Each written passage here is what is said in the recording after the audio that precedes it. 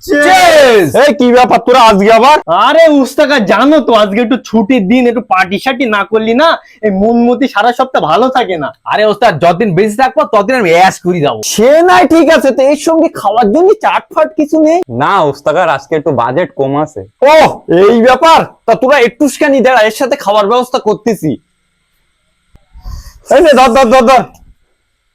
আরে ওস্তাদ, চিকেন? যাই বলিস, আজকের আসরটা ভালোই জমবে। হ্যাঁ সে নাই ঠিক আছে উস্তাকার, কিন্তু এত রাত্রি তুমি চিকেন কোনে পেলে? আর বলিস নে, কালকে বাজার থেকে একটা মুরগি কিনে নিয়ে এলাম খাবো বলে, তা সকালে উঠে দেখি সে মুরগিটা মরি গিয়ে। তা মরা মুরগি তো আর খাওয়া যাবে না, আমি ফেলে দিতে যাচ্ছিলাম। তারপর কি হঠাৎ করে মনে এসলো যে তোরা তো আবার এইসব খাস, ওই জন্য আমি ভালো করে রান্না করে রেখে দিলাম। আজকে রবিবার, আমি জানি তোরা আসবি, ওই জন্য তো সেই গোষ্ঠটা এনে দিলাম। তওবা তওবা আস্তাগফিরুল্লাহ। উস্তাকা, তোমার জ্ঞান বুদ্ধি কি পুরোটা গেছে?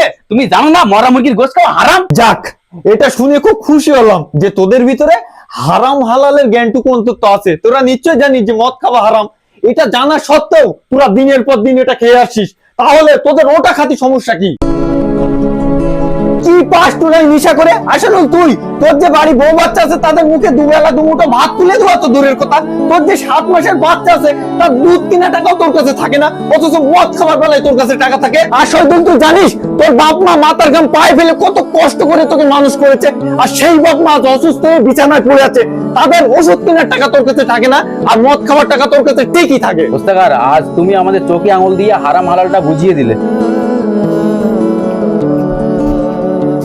উস্তাকার, তোমার আজকে আমরা সবাই মিলে একটা কথা দিচ্ছি যে জীবনে যতদিন বাঁচবো কোনো নেশার জিনিস মুখে দেওয়া তো দূরের কথা, কোনদিন ছুঁয়েও দেখবো না।